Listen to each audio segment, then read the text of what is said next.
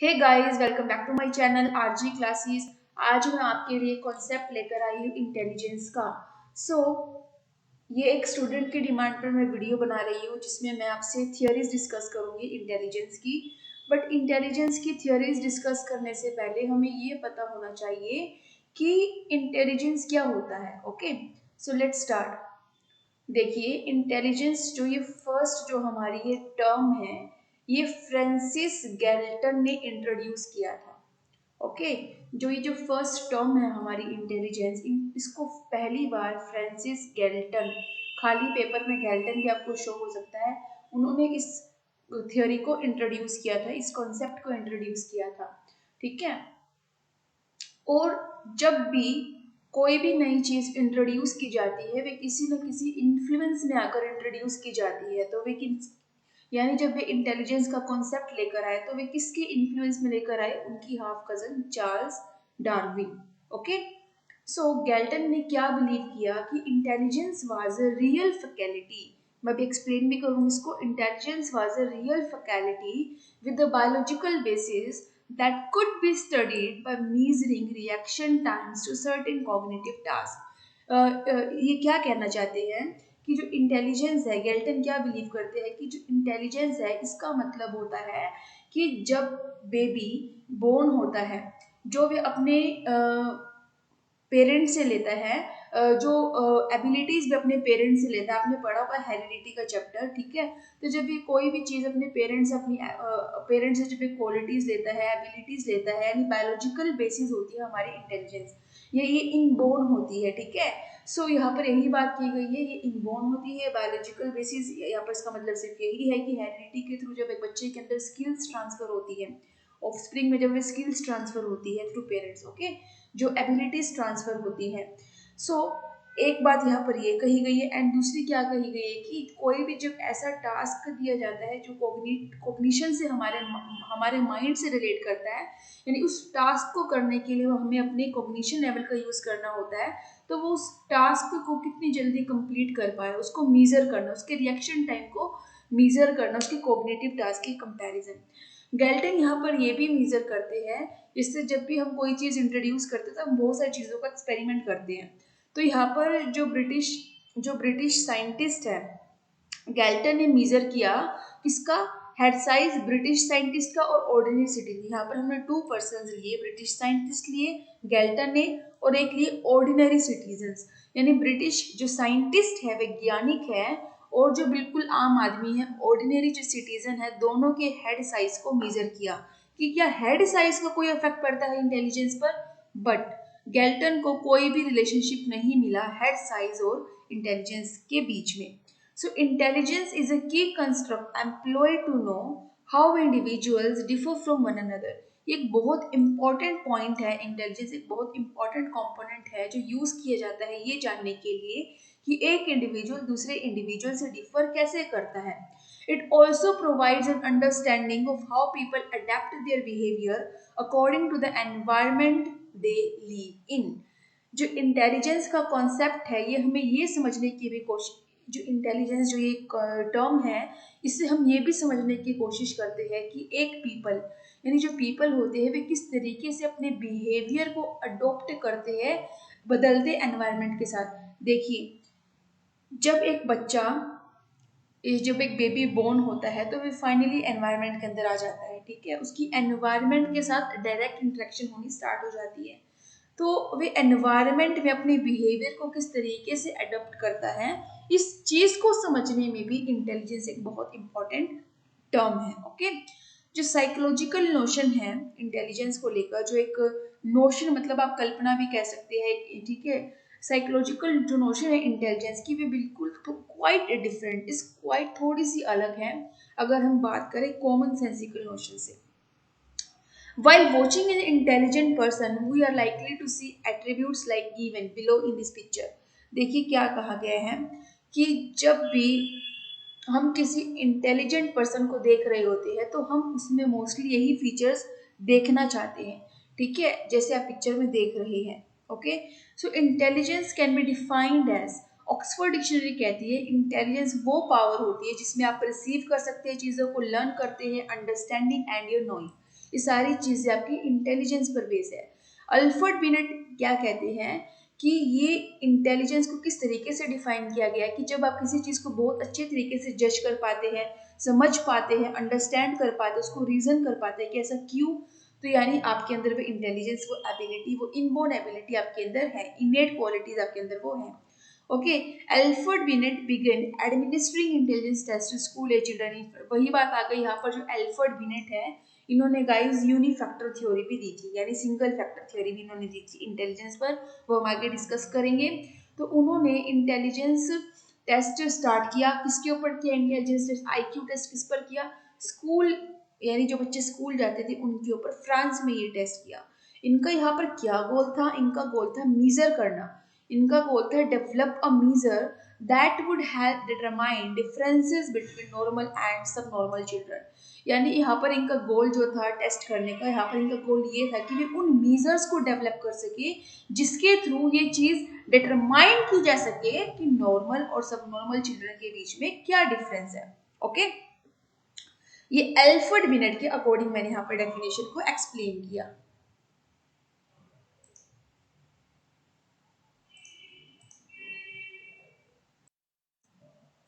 Next हम आगे बात करेंगे अदर साइकोलॉजिस्ट, यहाँ पर वैक्सलर, थोर्नडाइक, जीन पियाजे, इन सभी ने अपने अपने अकॉर्डिंग इंटेलिजेंस टर्म को डिफाइन किया। ओके, इसकी जो ये पीडीएफ है ये मैं आपको टेलीग्राम पर भी दे दूंगी, जिससे आप इसको एक बार रीड आउट कर लीजिएगा। ठीक है गाइस, अब हम आगे बात करने वाले हैं थियोरीज ऑफ इंटेलिजेंस। देखिए, साइकोलॉजिस्ट है propose several theories of intelligence. तो साइकोलॉजिस्ट जो है उन्होंने काफी सारी थ्योरीज इंटेलिजेंस की प्रपोज की। Theories can be broadly classified into two categories. हमने सभी की सभी थ्योरीज को टू कैटेगरीज में बांट दिया। साइकोमेट्रिक, जिसको आप स्ट्रक्चरल अप्रोच भी कहते हैं, इंफॉर्मेशन प्रोसेसिंग अप्रोच भी।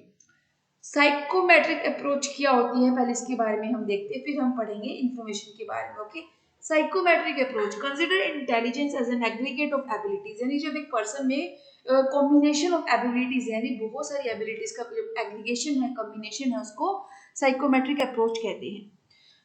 It expresses the individual performance in terms of a single index of cognitive abilities। यहाँ पर जो इंडिविजुअल जो अपनी परफॉर्मेंस कर रहा है उसको एक सिंगल इंडेक्स की टर्म्स में एक्सप्रेस किया जाता है। यहाँ पर इंटेलिजेंस के स्ट्रक्चर पर फोकस किया जाता है। इसमें कौन कौन सी थ्योरीज आती है हमारी, वन फैक्टर थ्योरी जो एल्फ्रेड बिनेट ने दी थी, टू फैक्टर थ्योरी जो चार्ल्स पियरमैन ने दी थी, एंड बाकी एंड एक्सेट्रा, वो हम आगे पढ़ेंगे। ठीक है, इंफॉर्मेशन में आता है आपका describes the process people use in intellectual reasoning and problem solving. यानी जब एक बच्चा जब कोई बच्चा अपने इंटेलेक्चुअल रीजनिंग करता है, किसी प्रॉब्लम को सॉल्व करता है, तो वह क्या प्रोसेस यूज करता है उसको डिस्क्राइब करता है इंफॉर्मेशन प्रोसेसिंग अप्रोच। ये जो अप्रोच है एम्फोसिस किसको हाईलाइट करता है, कॉग्निटिव फंक्शंस को स्टडी करता है, जो उसके इंटेलिजेंट बिहेवियर, जो उसका एक पर्सन का जो बिहेवियर जितना इंटेलिजेंट, कहते हैं ना कि ये बंदा कितना इंटेलिजेंट है, कितना अच्छा इसका बिहेवियर है ना, कितने इंटेलिजेंटली हैंडल कर रहा है प्रॉब्लम्स को, तो हम ऐसा क्यों बोलते हैं। यहाँ पर उन्हें कॉग्निटिव की उसके ऐसा पीछे उसका ये करने का क्या कारण है, यानी ये इतना इंटेलिजेंटली कैसे चीजों को सॉल्व कर पा रहा है, उसको जानने के लिए जब हम कोई स्टडी करते हैं, हम फंक्शंस को स्टडी करते हैं, तो वे हमारा इंफॉर्मेशन प्रोसेसिंग अप्रोच होता है। इसमें आपका आता है ट्रायर्किक थ्योरी ऑफ इंटेलिजेंस जो रॉबर्ट स्टर्नबर्ग ने दी थी, PASS model of intelligence. Psychometric approach theories have desire to understand, यहाँ पर हमारी डिजायरनेस होती है उसके स्ट्रक्चर को समझना, what form does it take and what are its components, if any such theories have generally been based on and established by data from test। यानी जब कोई भी हम मेंटल एबिलिटी से रिलेटेड टेस्ट लेते हैं, उससे जो डाटा ऑब्टेन होता है उसको हम यहाँ पर समझते हैं। ये सारी थ्योरी वाली उन जो टेस्ट से जो डाटा ऑब्टेन होता है, उन टेस्ट से जो डाटा ऑब्टेन हो रहा है, इन थ्योरीज को उस चीज को समझने में यूज करती है, यानी थ्योरी का बेस वही है। Psychometric theories are based on a model that account intelligence as a composite of abilities measured by mental test। यानी जो भी abilities है mental test के थ्रू measure करते हैं, और mental test के थ्रू जो abilities पाई जाती है एक पर्सन के अंदर, उन abilities के combination को psychometric approach कहते हैं। जो एल्फ्रेड बिनेट यूनिफैक्टर थ्योरी है, ये ज्यादा एम्फोसिस जो है ये जी फैक्टर पर करते हैं, कॉमन सेंस भी हम कह सकते हैं। अभी आपको मैं समझाती हूँ, एक मैं एक बार पेन ले लेती हूँ। हाँ जी, देखिए जो, एक सेकेंड गाइस,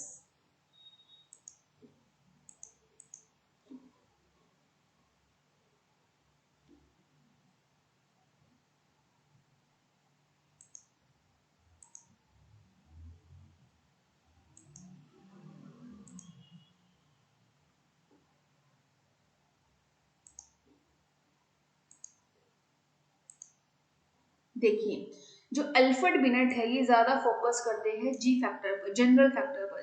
ये क्या कहते हैं, ये सिर्फ इंटेलिजेंस के एक ही फैक्टर पर फोकस करते हैं। देखिए एक किसी बंदे में जो है, कोई बंदा मैथ्स में बहुत अच्छा हो सकता है, कोई सिर्फ चीजों को देखकर ही समझ सकता है बहुत अच्छे से, कोई सुनकर ही कैच कर लेते हैं। तो हर एक बंदे में अलग अलग एबिलिटी होती है। बट ये क्या कहता है अल्फ्रेड बिनेट कि अगर एक बंदे में ये जनरल फैक्टर होता है तो वे हर चीज में इंटेलिजेंट है। ठीक है, अगर ये जनरल फैक्टर किसी भी बच्चे में या किसी भी इंडिविजुअल में प्रेजेंट है तो उसका मतलब वो इंटेलिजेंट है, और अगर वो जनरल फैक्टर नहीं है तो वो इंटेलिजेंट नहीं है, दैट्स इट। यानी यहाँ पर कॉमन सेंस की भी आप कह सकते हैं कि यहाँ पर जितनी भी एबिलिटीज होती है एक पर्सन में, बिकॉज एबिलिटीज बहुत सारी होती है, ठीक है, हर एक इंडिविजुअल में, तो हर एक सारी की सारी एबिलिटीज को कम कर कर एक चीज में समा दिया, सारी की सारी एबिलिटीज को ना मानते हुए उसको एक कॉन्सेप्ट में समा दिया, दैट इज जनरल फैक्टर या फिर कॉमन सेंस। कि अगर एक बंदे में भी जनरल फैक्टर या फिर कॉमन सेंस प्रेजेंट है तो वो इंटेलिजेंट है, अदरवाइज नहीं है। तो यही हमारा अल्फ्रेड बिनेट का कॉन्सेप्ट है। ओके, सो यहाँ पर देखते हैं, अब हम पढ़ते हैं इसको थोड़ा सा बुकिश लैंग्वेज के अकॉर्डिंग। ये देखिए ये हमारे अल्फ्रेड बिनेट है, आप इसकी इमेज को अपने माइंड में रखिए। इनकी इमेज को कई बार हमें नाम याद नहीं आता, बट हमें पिक्चर से हम उस चीज को कैच कर सकते हैं। ये पहले ऐसे साइकोलॉजिस्ट हैं जिन्होंने इंटेलिजेंस के कॉन्सेप्ट को फॉर्मलाइज कर दिया मेंटल ऑपरेशंस की टर्म में। This theory arrows from his interest in differentiating more intelligent from less intelligent individuals. ये जो थ्योरी है ये किस चीज में ज्यादा इंटरेस्ट क्रिएट करती है, ये चीज डिफरेंशिएट करने में, कौन ज्यादा इंटेलिजेंट है कौन कम इंटेलिजेंट है। यानी ये जो थ्योरी है ये सारा का सारा जो इसका जो काम है सिर्फ ये डिफरेंशिएट करना, मोर इंटेलिजेंट और लेस इंटेलिजेंट के बीच में डिफरेंशिएशन करने में जो इंटरेस्ट है थ्योरी इसका यही काम है। He conceptualized intelligence as consisting of one similar set of abilities which can be used for solving any problem in an individual's environment। ये एक पॉइंट मैं फिर रिपीट करती हूँ, he conceptualized intelligence as consisting of one similar set of abilities which can be used for solving any problem in an individual environment। इसका मतलब इन्होंने जो इंटेलिजेंस का कॉन्सेप्ट है क्या कहता है, अल्फ्रेड बिनेट अपने अकॉर्डिंग इंटेलिजेंस को क्या कहते हैं कि अगर एक पर्सन में एक सिमिलर सेट ऑफ एबिलिटीज है, यानी वे जनरल फैक्टर है जिससे वे किसी भी तरह की प्रॉब्लम को सॉल्व कर सकता है, वही बंदा इंटेलिजेंट है, that's it. So his theory is called, इसको हम यूनी या फिर one factor of intelligence theory भी कहते हैं। Okay, this theory came to be disputed. इस थ्योरी में डिस्प्यूट आए, क्रिटिसाइज किया गया जब साइकोलॉजिस्ट ने एनालाइज डाटा को एनालाइज करना स्टार्ट कर दिया। यानी जो भी बिनेट टेस्ट से कलेक्ट किया गया था डाटा और जब उसको एनालाइज किया गया तो काफी सारे डिस्प्यूट्स भी अराइज हुए कि ऐसा कि सिर्फ सिंगल फैक्टर नहीं होता, बहुत और सारे फैक्टर्स होते हैं जो एक बंदे में एक बहुत इंपॉर्टेंट रोल प्ले करते हैं। तो उस जो भी डिस्प्यूट आया, देखिए Charles Spearman to factor theory 1927। Spearman ने टू फैक्टर थ्योरी प्रपोज की। इन्होंने एक स्टैटिस्टिकल मेथड यूज किया जिसको हम फैक्टर एनालिसिस भी कहते हैं। ही शोड दैट इंटेलिजेंस में सिर्फ जनरल फैक्टर ही नहीं होता, स्पेसिफिक फैक्टर्स भी होते हैं। जी फैक्टर में हमारे मेंटल ऑपरेशंस आ गए प्राइमरी, एंड जो सभी में बिल्कुल कॉमन सेंस जो सभी में होती है, नेचुरल होती है, वे सभी में होती है, प्राइमरी और कॉमन होती है। लेकिन इसके अलावा हर एक पर्सन की कुछ अपनी अपनी स्पेसिफिक एबिलिटीज, हर एक का अपना कुछ एक टैलेंट होता है जिसे हमने एस फैक्टर का नाम दिया। लाइक कोई बहुत अच्छे सिंगर्स होते हैं, कोई आर्किटेक्ट्स होते हैं। अब देखिए सचिन तेंदुलकर है, बहुत अच्छा क्रिकेट, बहुत अच्छा प्लेयर है, ठीक है, क्या वे सिंगर भी है? कॉमन सेंस जो हम में है वही सचिन तेंदुलकर में भी है ना। ये हो गया एक जनरल फैक्टर की बात। लेकिन क्या हम एक अच्छे क्रिकेटर है लाइक सचिन तेंदुलकर? नहीं। तो यहाँ पर हमारा आ गया two factor theory. Okay guys, so I hope आप ये पॉइंट कैच कर पाए। ये हमारे हैं Charles Spearman. Okay, Louis Thurstone's theory of primary mental abilities लीज थर्स्टन ने प्राइमरी मेंटल एबिलिटीज की थ्योरी प्रपोज की थी।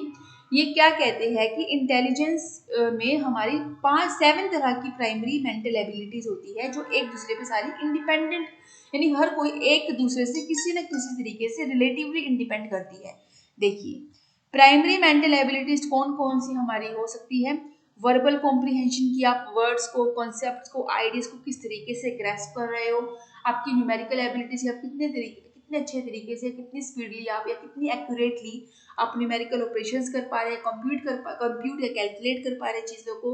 स्पेशल रिलेशंस की, आप पैटर्न्स को या फॉर्म्स को किस तरीके से विजुअलाइज करते हैं।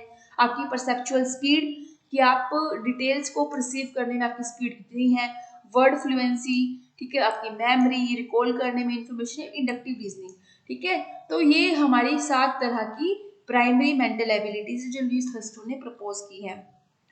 ही प्रपोज द अब हम बात करने वाले हैं Arthur Jensen hierarchical model of intelligence. इन्होंने कहा, इन्होंने hierarchical model of intelligence theory को प्रपोज किया, जिन्होंने एबिलिटीज को 2 लेवल्स पर बांट दिया, लेवल 1 और लेवल 2। जो लेवल 1 होती है वो हमारी होती है associative learning, in which the output is more or less similar to the input, यानी जो भी इनपुट आपको मिला और जो इनपुट से आउटपुट होगा वो या तो इनपुट से थोड़ा सा ज्यादा है थोड़ा सा कम है, यानी एग्जैक्ट हमारा इनपुट के सिमिलर होगा। लाइक रोड लर्निंग, मेमोरी, जो चीज आपने बुक में देखी आपने उसको एग्जैक्टली क्रैम कर लिया।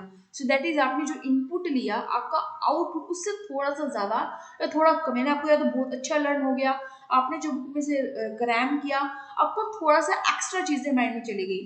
बट कई बार आपने जो चीजें रोट करी है, क्रैम करी है, आपकी कम क्रैम हुई है, जितना बुक में था आपने उतना गेन नहीं करा, तो जो आउटपुट हुआ वो थोड़ा ज्यादा है थोड़ा कम हो सकता है, ठीक है।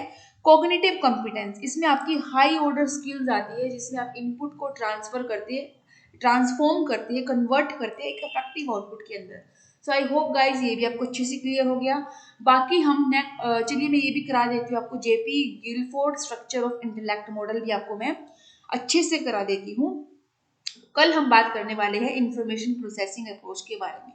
Okay, JP Guilford structure of intellect model, JP Guilford ने प्रपोज किया था इंटेलेक्ट मॉडल का स्ट्रक्चर, जिन्होंने क्लासिफाई किया इंटेलेक्चुअल ट्रेड्स को 3 डायमेंशन में, ऑपरेशंस, कंटेंट्स एंड प्रोडक्ट्स। इसकी आप कॉपी में नोट्स बना सकते हैं कि जेपी गिलफोर्ड ने कौन सा स्ट्रक्चर प्रपोज किया था इंटेलेक्ट मॉडल का, जिन्होंने इसे 3 पार्ट्स में, 3 डायमेंशंस में क्लासिफाई कर दिया, operations, content and product. Operations का मतलब होता है जो respondent, what the respondent does, यानी इसमें आपका कॉग्निशन, आपका मेमोरी रिकॉर्डिंग, आपका कितना अच्छे से आप रिटेन कर पा रहे चीजों को, आपका डाइवर्जेंट प्रोडक्शन यानी जो क्रिएटिविटी से लिंक करता है, कन्वर्जेंट प्रोडक्शन एंड इवैल्यूएशन, ठीक है। यानी कि जो रिस्पोंडेंट है, यानी रिस्पोंडेंट मतलब जो रिस्पोंड कर रहे हैं, क्या रिस्पोंड कर रहा है, ठीक है। हमारा फर्स्ट आता है ऑपरेशन। कंटेंट, कंटेंट मतलब रेफर्स, कंटेंट का मतलब यही हो गया जो मटेरियल है, जो इंफॉर्मेशन है, जिस पर वे जो रिस्पोंडेंट है, यानी किस मटेरियल पर या किस इंफॉर्मेशन पर या किस कंटेंट पर एक बंदा अपने इंटेलेक्चुअल ऑपरेशंस कर रहा है, परफॉर्म कर रहा है, उसी हम कहते हैं कंटेंट। की लेटर्स और नंबर्स को वे किस तरीके से ले रहा है, ठीक है। सिमेंटिक्स, ठीक है, वे दूसरों के बिहेवियर से क्या इंफॉर्मेशन, यानी जब हम किसी दूसरे पर्सन का एटीट्यूड, उसका एप्टीट्यूड, उसका नॉलेज देखते हैं तो वे उसे किस तरीके से प्रोसेस कर पा रहा है। प्रोडक्ट का मतलब जो फाइनली इंफॉर्मेशन उसने प्रोसेस कर, यानी जो उसके पास कंटेंट था, उस कंटेंट पर जो ऑपरेशंस किया गया, जो उस पर इंटेलेक्चुअल पूरा ऑपरेशन किया गया, उसको समझा, और फाइनली जो उसके पास एक रिजल्ट आया वो हो गया प्रोडक्ट। ओके गाइस, सो हम कल बात करेंगे इंफॉर्मेशन प्रोसेसिंग अप्रोच में। सो गाइस आई होप आपको आज का ये वीडियो अच्छे से क्लियर हो गया होगा। इसकी जो पीडीएफ है ये मैं आपको दूंगी टेलीग्राम पर, आरजी क्लासेस ही है टेलीग्राम पर मेरा चैनल, तो आप वहाँ से इसको टेलीग्राम पर सब्सक्राइब कर लीजिए। पीडीएफ वगैरह आप वहाँ से ले सकते हैं बहुत ईजिली, जो भी मैं यहाँ पर यूट्यूब पर कराऊंगी। सो अगर आप पहली बार सब्सक्राइब और अपना लाइक जरूर कर दीजिएगा। Thank you, take care, bye bye.